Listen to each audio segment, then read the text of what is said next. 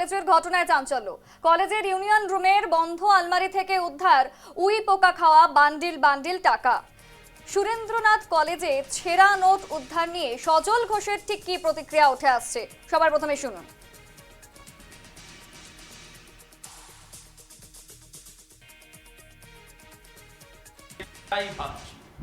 আমরা দেখলাম পার্থর বাবুর ঘরে টাকার পাহাড়, আমরা দেখতে পেলাম আর কি দেখবো, তারপরে দেখলাম কাউন্সিলরদের পাটের খেতে টাকা পুঁতে রাখা। আজকে দেখলাম তৃণমূলের ছাত্র নেতারা, যদিও তাদের বেশিরভাগের বয়স 60-এর বেশি, তারা ইউনিয়ন রুমে আলমারির ভেতর লাখ লাখ টাকা, এবং সেই টাকাও উইয়ে খেয়েছে। ভাবতে পারেন কত টাকা থাকলে পরে টাকা উইতে খায়। এর আগে আমি দেখিয়েছিলাম এই কলেজের এদের ইউনিয়ন ফান্ডে, কলেজের ফাংশন ফান্ডে 1.5 কোটি টাকার বেশি এখন অবধি ডিপোজিট আছে। প্রখ্যাত কলেজ সুরেন্দ্রনাথ কলেজের একটা ঘটনা আমাদের সকলের চোখের সামনে এসেছে। কলেজের ইউনিয়ন রুম সংলগ্ন কোনো জায়গা বা ইউনিয়ন রুমের বাইরে আলমারি থেকে উই পোকাতে ধরা বান্ডিল 500 টাকা 100 টাকা এরকম নোট পাওয়া গিয়েছে।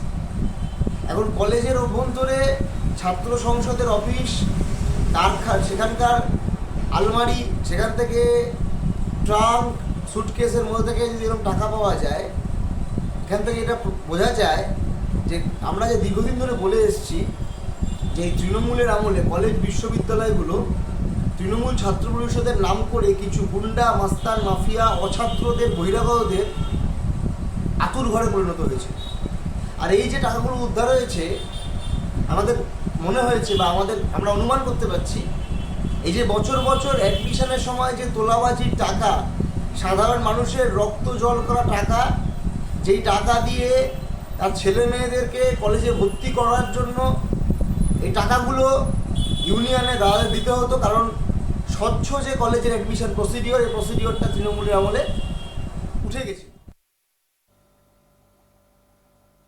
ছবি দেখানো হচ্ছে যেখানে এভাবেই কার্যত বান্ডিল বান্ডিল টাকা উদ্ধার হয়, কিন্তু সমগ্র টাকা কার্যত নষ্ট।